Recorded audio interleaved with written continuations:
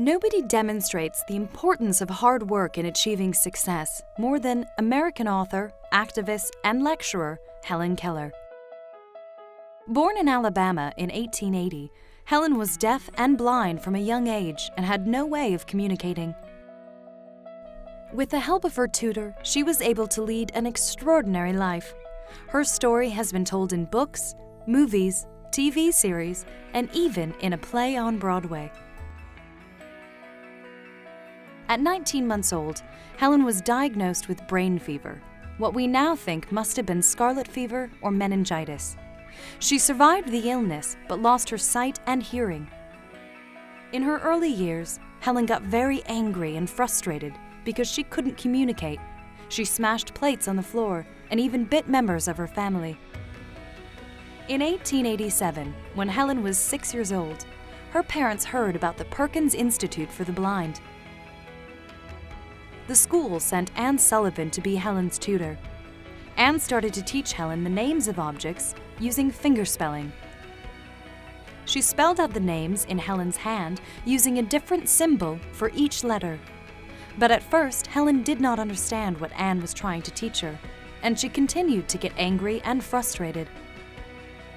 However, one day, Anne took Helen to a water pump. Anne put one of Helen's hands under the water and spelled W-A-T-E-R onto her other hand.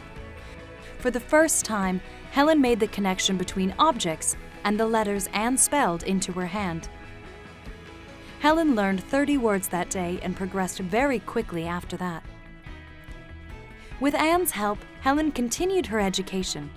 At the age of 20, she entered the prestigious Radcliffe College and graduated 4 years later, becoming the first deafblind person to receive a Bachelor of Arts degree, a degree she passed with honors.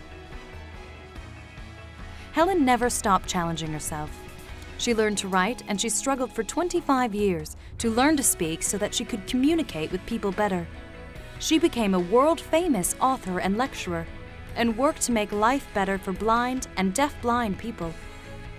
She also supported women's rights, in particular women's right to vote, and she helped to raise money for organizations such as the Helen Keller International Organization, the American Liberties Union, and the American Foundation for the Blind.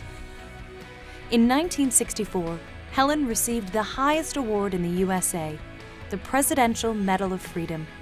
There is even a statue of her in the Capitol building in Washington, D.C. Due to her courage and hard work, Helen Keller overcame her disabilities to achieve extraordinary things.